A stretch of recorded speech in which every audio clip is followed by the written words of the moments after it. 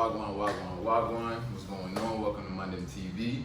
Today we have an educational and entertaining, kind of like table talk type of vibe going on here.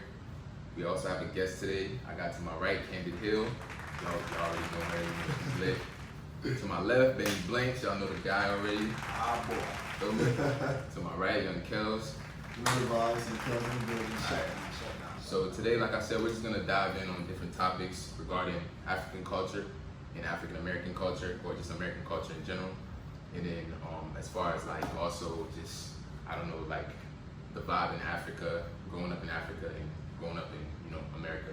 So I'm gonna pass it off to Kelvin. He's gonna let y'all know what the categories are that we're gonna touch on today.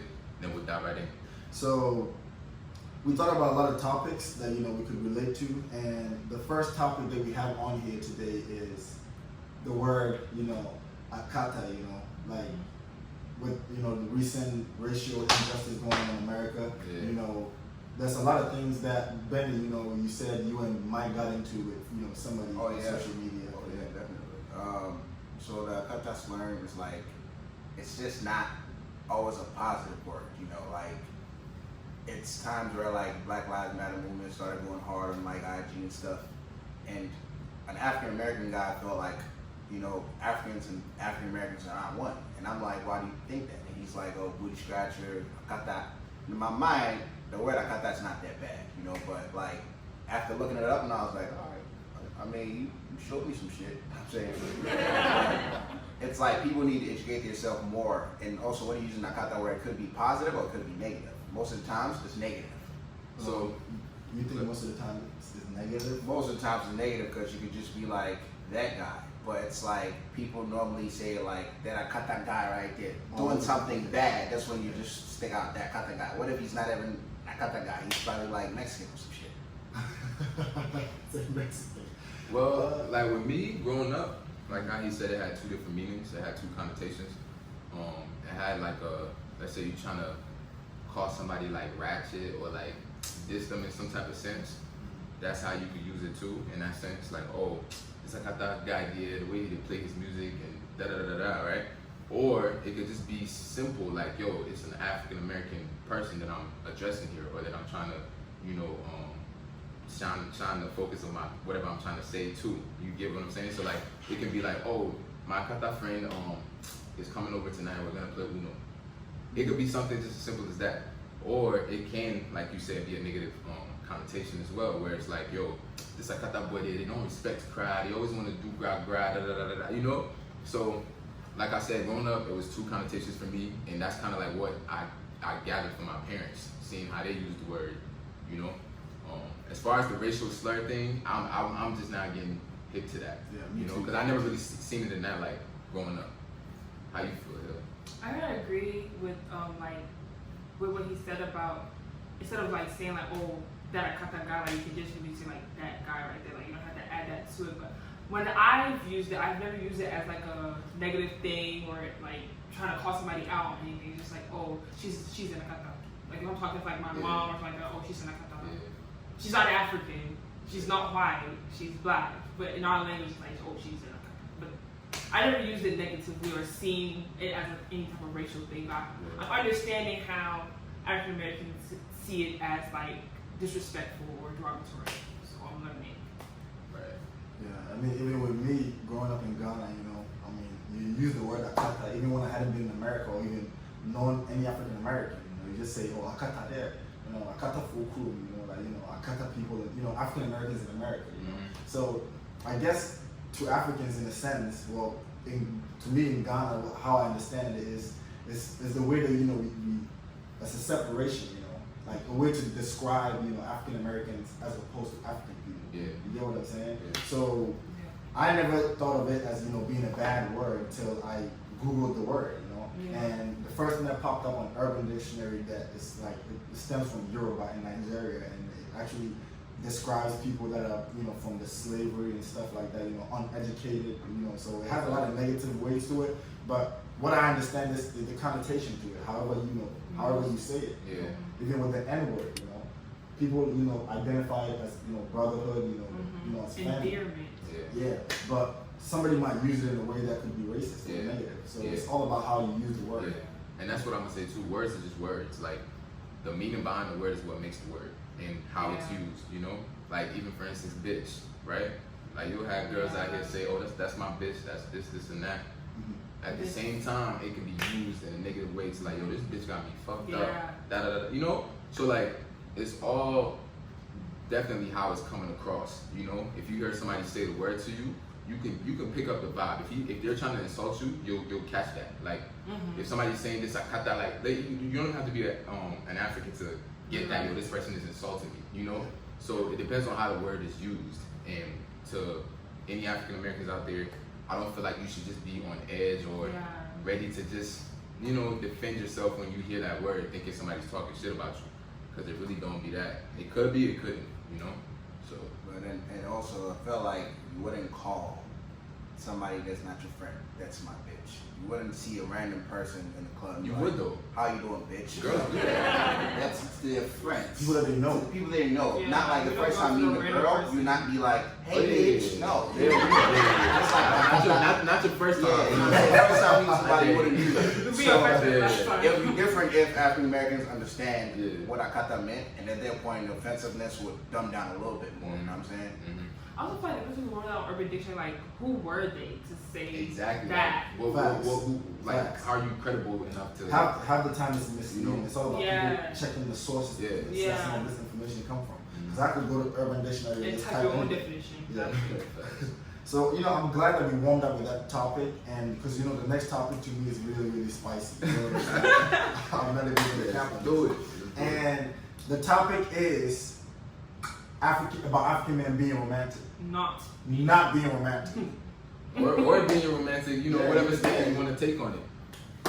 So, who I want to think, kick this off? Yeah. Hell, Who want to kick this Okay, honestly, I haven't had an encounter with an African man who was not romantic. However, I have seen, like, in my household and multiple households where it's like there's no romance. And romance doesn't always have to be like something that is physically shown and like that. You can do small things for your significant other that's like that brightens their day. But it's like African men, I feel like once they enter marriage and once they enter a relationship, they like just dull down. I'm just like, so all that rah you was talking to wilder girl, and it's just like now it's like, oh, you're mine now, so whatever.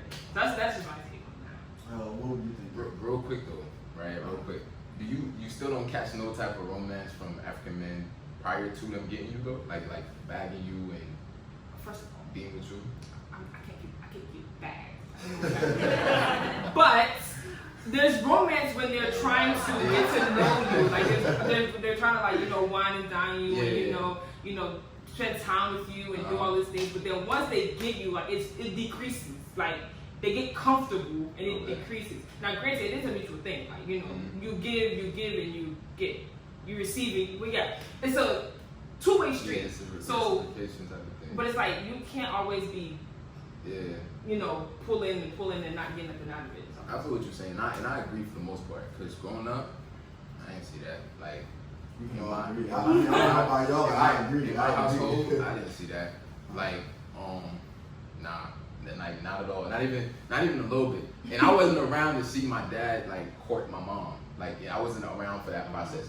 So being around for the aftermath and them already being together and everything like that, I didn't really catch a lot of that, And not to take anything from my dad too at the same time, because he was working a lot and stuff like that too. But at the same time, I feel like you make time for what's important. And if that's something you want to sprinkle in your marriage and your life and stuff like that, you'll make sure it's there, So yeah, I agree a lot with that. What about you, man?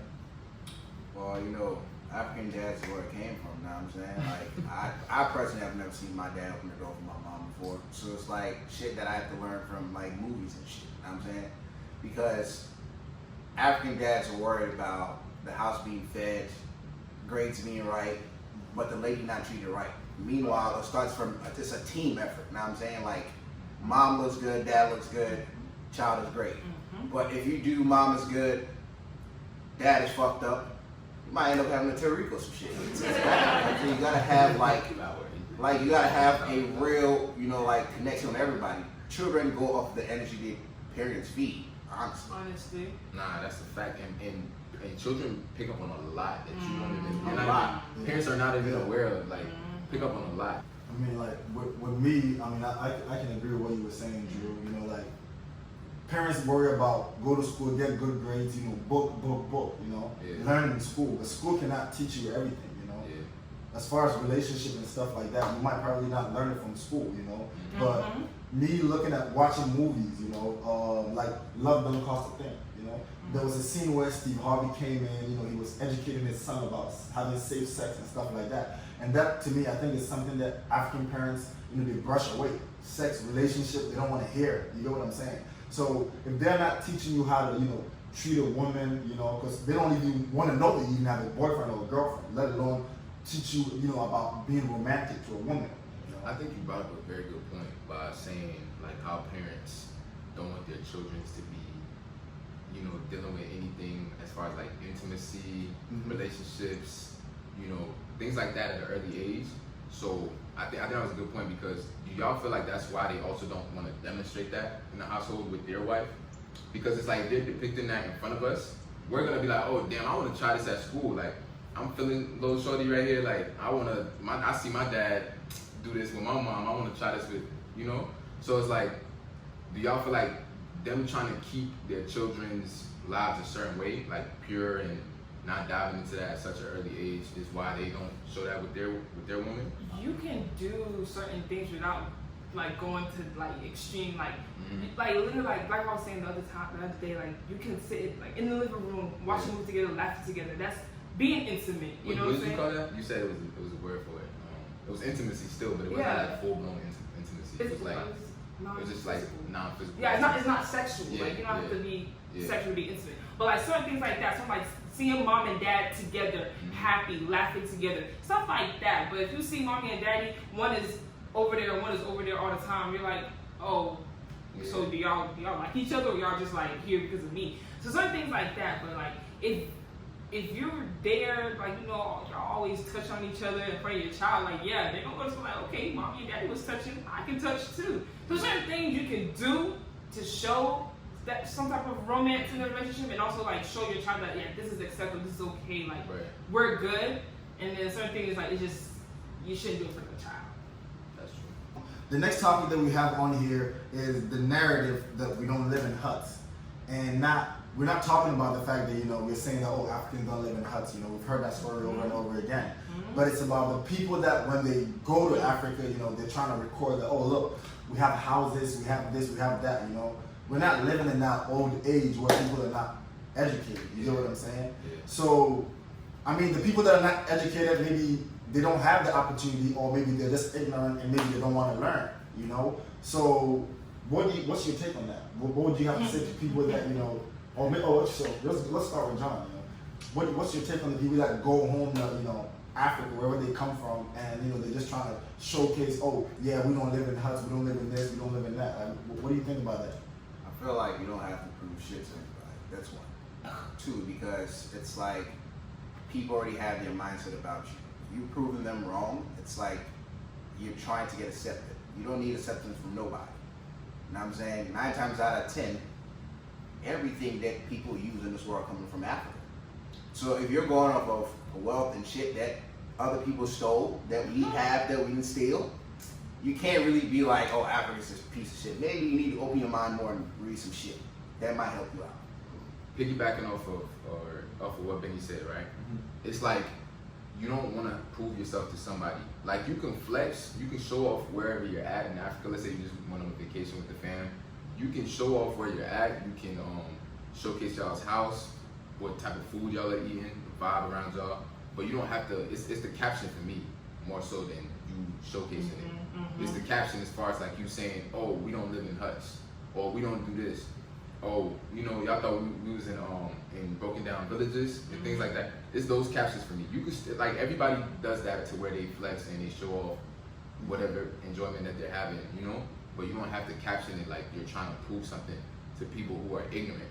Let them be ignorant, you know. And that's just how I feel about that.